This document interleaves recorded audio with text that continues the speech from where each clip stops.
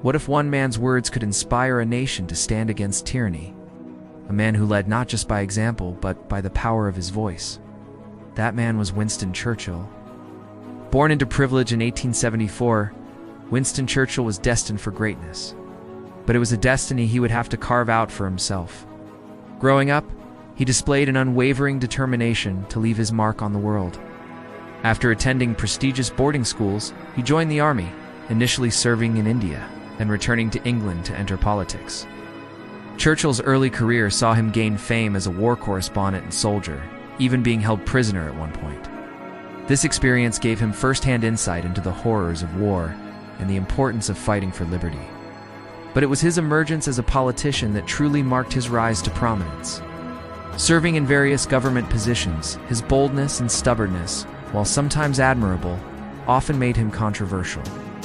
By the 1930s, some saw him as a relic of the past, a man whose time had gone.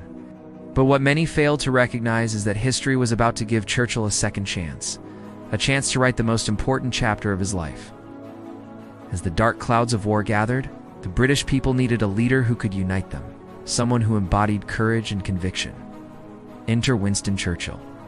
In 1940, Churchill became Prime Minister at a pivotal moment in history, just as Britain stood almost alone against Nazi Germany. His first speech in the House of Commons as Prime Minister was a declaration of defiance. "We shall fight on the beaches, we shall fight on the landing grounds, we shall fight in the fields and in the streets, we shall fight in the hills. We shall never surrender." These words resonated with the British people, becoming a rallying cry in the face of seemingly insurmountable odds. As the Blitz began and bombs rained down on London, Churchill's resolve only grew stronger. He remained in the heart of the city as it endured nightly bombings, sharing the hardships of the people he led. His presence was a symbol of the nation's resilience. During those dark days, Churchill's speeches gave hope and strength to a nation. At the 1940, the British people were all but alone. But Churchill recognized the importance of forging alliances.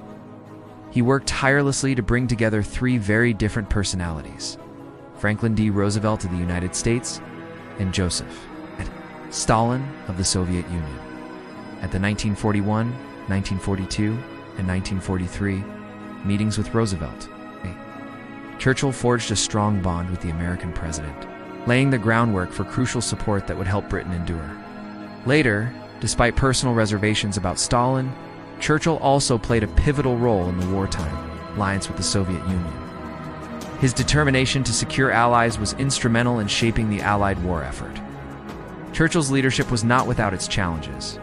There were those who disagreed with his decisions, and some who felt he was too willing to make concessions to the Soviet Union. But through it all, Churchill remained steadfast in his belief that Britain had a vital role to play in the fight for freedom. In 1945, as victory loomed, Churchill's health began to fail him. Despite this, he persevered, working until the end to secure peace and stability in Europe. When the war finally ended, Britain was weary, but victorious. The nation had endured the Blitz, stood firm against invasion, and ultimately triumphed over tyranny.